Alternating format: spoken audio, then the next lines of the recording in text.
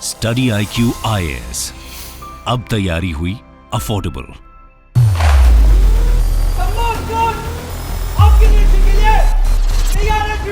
जो समुद्र पर नियंत्रण रखता है वह सर्वशक्तिमान है।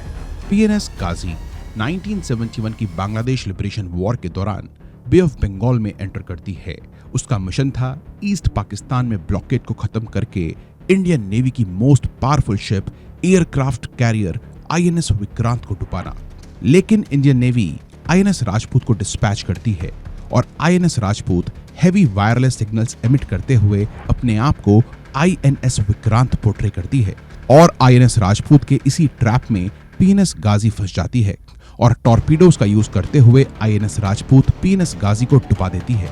वहीं पाकिस्तान क्लेम करता है कि PNS गाजी माइन लेइंग एक्टिविटी के दौरान अपनी ही माइन से टकरा के डूब गई थी। लेकिन दोस्तों, PNS गाजी के डूबने का रीजन कुछ भी हो, इंडियन नेवी की स्ट्रेटेजिक थिंकिंग और टाइमली एक्शन ने INS विक्रांत को गाजी अटैक से बचा लिया और ये इंसिडेंट किसी भी कंट्री के डिफेंस एंड ऑफेंस में नेवी की इंपॉर्टेंस को दर्शाता है।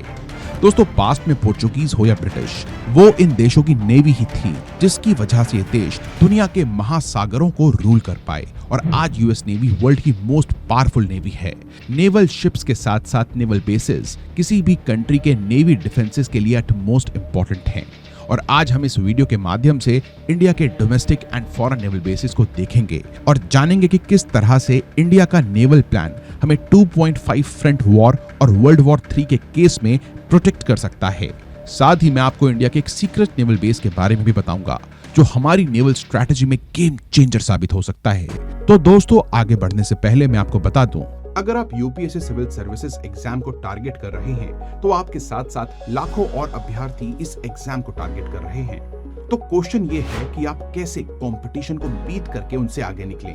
कंपटीशन से आगे निकलने के लिए इंपॉर्टेंट है कि आप आज से ही राइट डायरेक्शन एंड सही रिसोर्सेज के साथ अपनी प्रिपरेशन में जुट जाएं और ये प्रोवाइड करता है स्टडी IQ का फाउंडेशन बैच। अगर आप आने वाले टॉपर्स के साथ पढ़कर खुद टॉपर बनना चाहते हैं तो ये बैच आपके लिए है।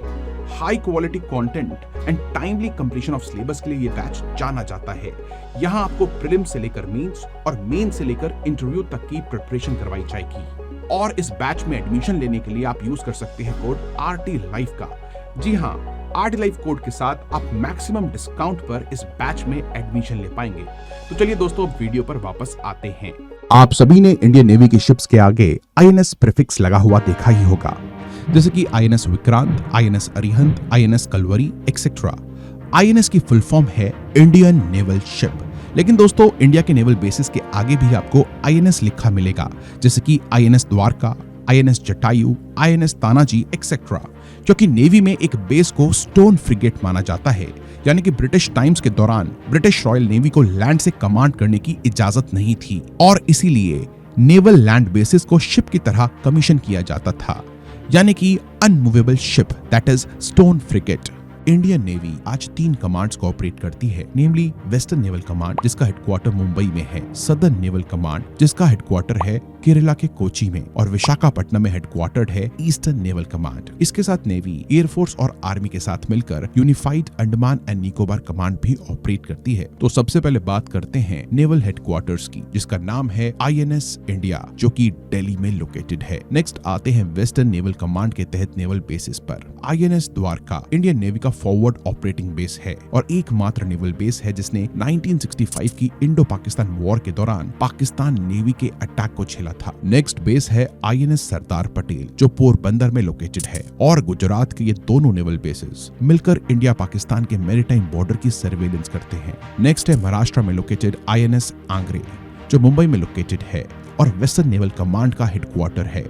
नेक्स्ट है INS शिकरा, जिसको INS कुंजली भी कहा जाता है, जो कि मुंबई के कोलाबा में लोकेटेड है और नेवल हेलीकॉप्टर्स को होस्ट करता है। वहीं मुंबई में मगरमच्छ के नाम से जाने जाने वाले मार्कोस के बेस का नाम है INS अभिमन्यु और मुंबई में मिसाइल कोस्टल डिफेंस के लिए बने बेस का नाम है INS त्राटा, जहां से Indian navy Maharashtra and Gujarat की कोस्टलाइन को मिसाइल के जरिए डिफेंड कर सकती है। वहीं मुंबई में ही लोकेटेड है INS वज्रबाहु, जो इंडियन नेवी का सबमरीन बेस है और आज ये बेस सिंधु घोष और शिशुमार क्लास सबमरीन्स को स्टेशन करता है। गोवा में लोकेटेड है INS गोमंतक और INS हंसा। जहां INS Gomantak logistics and maintenance support base है, वहीं गोवा के डाबोले में लोकेटेड है INS Hansa naval air station. Next Karnataka के कारवाड़ में लोकेटेड है INS कदंबा और INS वज्रकोश। नेक्स्ट आते हैं सदर्न नेवल कमांड के नेवल बेसिस पर। पहले बात करते हैं लक्षद्वीप में लोकेटेड नेवल बेसिस की। लक्षद्वीप की कैपिटल कवारत्ती में लोकेटेड है INS द्वीप रक्षक, जो एक लॉजिस्टिक्स एंड मेंटेनेंस बेस है। एंड्रोट आइलैंड पर लोकेटेड है INS एंड्रोट, जो कि एक फॉरवर्ड ऑपरेटिंग बेस है और रडार स्टेशन भी। बित्रा आइलैंड पर लोकेटेड है INS बित्रा, जो अगेन एक फॉरवर्ड ऑपरेटिंग बेस है। और 8 डिग्री चैनल के पार लोकेटेड है रिसेंटली में बना INS जटायु, जो अगेन एक फॉरवर्ड ऑपरेटिंग बेस है। और लक्षद्वीप के इन सभी बेसिस से इंडियन नेवी वेस्टर्न अरेबियन सी को इजीली पेट्रोल कर सकती है और यहाँ से Indian navy anti narcotics and anti piracy operations को भी बेहतर तरीके से अंजाम दे सकती है। नेक्स्ट चलते हैं केरला की तरफ, जहाँ कोची में लोकेटेड है INS गरुड़ा, जो कि नेवल एयर स्टेशन है। और साथ में लॉजिस्टिक सपोर्ट और ट्रेनिंग के लिए INS वेंदुरुथी एंड INS द्रोणाचार्य। और तमिलनाडु में लोकेटेड है INS रहाजी। नेक्स्ट बात करते हैं ईस्टर्न नेवल कमांड के तहत नेवल बेसिस की। कोरमंडल कोस्ट के अलोंग तमिलनाडु की सिटी तिरुनेलवेली में लोकेटेड है INS कटाबोमन, जो कि एक सबमरीन बेस है। ओचीपुली में लोकेटेड है INS परोंडू, जो कि नेवल एयर स्टेशन है और लॉजिस्टिक्स एंड सपोर्ट के लिए चेन्नई में INS आदियार। नेक्स्ट आते हैं आंध्र प्रदेश पर, जहां नेवी के maximum number of bases located हैं। विजयनगरम में INS बदांगी और विशाखापट्टनम में लोकेटेड हैं INS सतवाहना, INS सिरकार्स, INS देगा, INS वीरबाहु, INS कलिंगा, INS करना और सबमरीन बेस INS वर्षा। वहीं उड़ीसा के उत्कल कोस्ट पर लोकेटेड है forward operating base INS Paradip और वेस्ट बंगाल में लॉजिस्टिक सपोर्ट के लिए लोकेटेड है INS नेताजी सुभाष। चलिए अब बात करते हैं अंडमान एंड निकोबार कमांड की, जहां कमरोटा आइलैंड पर लोकेटेड है INS कारदीप। वहीं पोर्ट ब्लेयर में लोकेटेड है INS चरावा एंड INS उत्क्रोश। कैंपबेल बे में लोकेटेड है INS बास और दिगलीपुर में लोकेटेड है INS कोहासा। दोस्तों, अंडमान निकोबार के बेसिस से Indian navy eastern Indian ocean में और स्ट्रेट ऑफ मलाक्का पर सर्वेलेंस कर सकती है। तो दोस्तों, ये होते हैं इंडिया के सभी मेजर नेवल बेसिस। नेक्स्ट देखते हैं इंडिया के फॉरेन नेवल बेसिस के बारे में। सिंगापुर में लोकेटेड है चांगी नेवल बेस और 2017 के एग्रीमेंट के according Indian naval ships refuelling and logistic support इस सिंगापुरियन बेस से ले सकती है, जो ट्रेडिशनल इंडियन वेसल्स की साउथ एंड ईस्ट चाइना में रेंज को इंक्रीज करता है। नेक्स्ट बात करते हैं मेडागास्कर में इंडिया का लिसनिंग पोस्ट और रडार फैसिलिटी की, जो इंडियन नेवी को साउथ इंडियन ओशन में सर्वेलेंस कैपेबिलिटी प्रोवाइड करती है। नेक्स्ट मॉरिशस के एगालिका आइलैंड पर recently constructed airfield and strategic port, जिसे आज साउथ इंडियन ओशन में इंडिया का ज्वेल कहा जाता है। साथ ही सेशल्स में भी Indian coast surveillance radar install कर चुका है। और ओमान में लोकेटेड है दुकुम पोर्ट, जो इंडियन नेवी वेसल को लॉजिस्टिकल सपोर्ट प्रोवाइड करता है, जिसे Indian navy easily middle east and Mediterranean में पेट्रोल कर सकती है। तो ये होते हैं इंडियन नेवी के सभी मेजर इंस्टॉलेशंस। तो चलिए अब बात करते हैं इंडियाज नेवल प्लान की। आज इंडियन ओशन में इंडिया के 2 एडवर्सरीज हैं, नेमली पाकिस्तान एंड चाइना। तो सबसे पहले बात करते हैं पाकिस्तान की। पाकिस्तान की कोस्ट लाइन 1046 किलोमीटर की है, जहां पाकिस्तान के कोस्ट के एक तरफ ईरान है, वहीं दूसरी तरफ इंडिया। इंडिया अपने गुजरात और महाराष्ट्र के बेसिस से पाकिस्तानी कोस्ट लाइन का ब्लॉकेड कर सकता है और साथ ही वेस्टर्न साइड से ईरान का चाबहार पोर्ट इस ब्लॉकेड में मेजर रोल प्ले कर सकता है। पाकिस्तान के मिलिट्री स्ट्रेटेजिस्ट भी इस चाबहार पोर्ट को पाकिस्तान के लिए मिलिट्री थ्रेट बता चुके हैं। साथ ही पाकिस्तान की नेवी पाकिस्तान के डिफेंस में एक वीक लिंक है।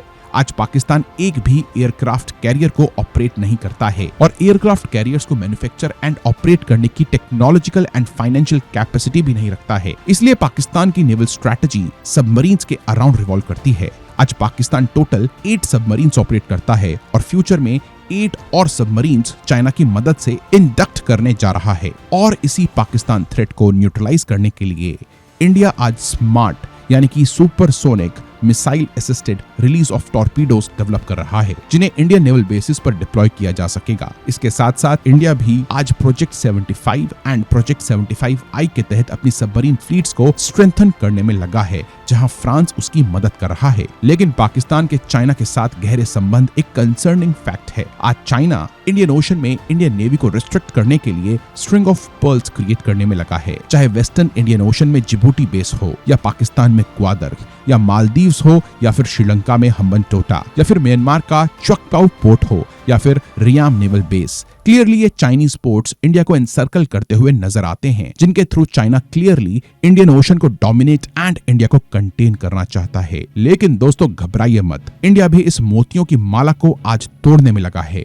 मैरीटाइम स्ट्रेटेजी के तहत इंडिया आज सागर यानी कि security and growth for all in the region initiative के थ्रू इंडियन ओशन देशों के साथ नेवल बेसिस सेटअप करने में लगा है, और इंडिया के इंडियन ओशन में इन बेसिस की चेन को नेकलेस ऑफ डायमंड नाम दिया गया है, जैसे कि सिंगापुर का चांगी बेस, इंडोनेशिया में सबांग नेवल बेस जो अंडर कंस्ट्रक्शन है, सेशल्स का अजम्पशन आइलैंड, ओमान का दुकुम पोर्ट और ईरान का चाबहार। इन सभी ओवरसीज बेसिस और इंडियन कोस्टलाइन के अलोंग बेसिस के थ्रू आज इंडिया इस स्ट्रिंग ऑफ पर्ल्स को तोड़ने में लगा है। इसके साथ साथ इंडिया आज यूके, यूएस, फ्रांस और ऑस्ट्रेलिया के साथ मिलकर चाइना को काउंटर करने की कोशिश कर रहा है। खास रूप से अपनी इंडो पैसिफिक स्ट्रेटेजी के थ्रू आज ईस्ट इंडियन ओशन को चाइना के इन्फ्लुएंस से फ्री करने में लगा है। यूएस और यूके चागोस आर्किपेलिगो में दियागो ग्रेशिया मिलिट्री बेस ऑपरेट करते हैं। बहरीन में भी यूके एंड यूएस प्रेजेंट हैं।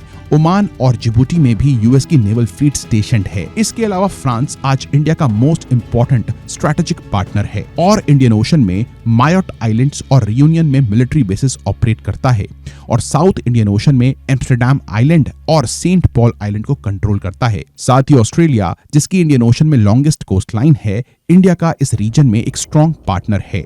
आज यूएस और यूके के साथ ऑकस ग्रुपिंग से ऑस्ट्रेलिया अपनी कोस्टलाइन को चाइना से प्रोटेक्ट करने में लगा है, और इस ग्रुपिंग के थ्रू यूएस से न्यूक्लियर सबमरीन्स एक्वायर करने जा रहा है। इसके अलावा ऑस्ट्रेलिया मलाक्का स्ट्रेट के ऑल्टरनेटिव्स जैसे कि लोम्बोक स्ट्रेट और ओम्बाई वेटर स्ट्रेट को इन सबमरीन्स और यूएस की मदद से चोक करने की काबिलियत भी रखता है। दोस्तों इन एलाइज के अलावा IORA और इंडियन नेवल सिंपोजियम के थ्रू इंडिया इंडियन ओशन की दूसरी कंट्रीज जैसे कि इंडोनेशिया, मॉरिशस, कोमोरोस, मेडागास्कर और दूसरी मिडिल ईस्टर्न कंट्रीज से इंगेज भी कर रहा है, चाहे I2U2 हो या फिर क्वाड। ये सभी ग्रुपिंग डायरेक्टली और इनडायरेक्टली चाइना के इन्फ्लुएंस को इस रीजन में कम करने की कोशिश करती हैं। साथ ही चाइना को मुंह तोड़ जवाब देने के लिए आज इंडिया जापान, वियतनाम और फिलीपींस के साथ भी इंगेज्ड है, और साउथ चाइना सी में इन कंट्रीज के क्लेम को सपोर्ट करता है। साथ ही इन कंट्रीज को वेपन्स एक्सपोर्ट करके इंडिया साउथ चाइना सी में चाइना को डायरेक्टली चैलेंज कर रहा है। तो दोस्तों क्या लगता है आपको, क्या इंडिया के INS बेसिस वॉर के केस में हमारी कोस्टलाइन को प्रोटेक्ट कर पाएंगे? हमें कमेंट्स में जरूर बताएं। स्टडी IQ IAS अब तैयारी हुई अफोर्डेबल।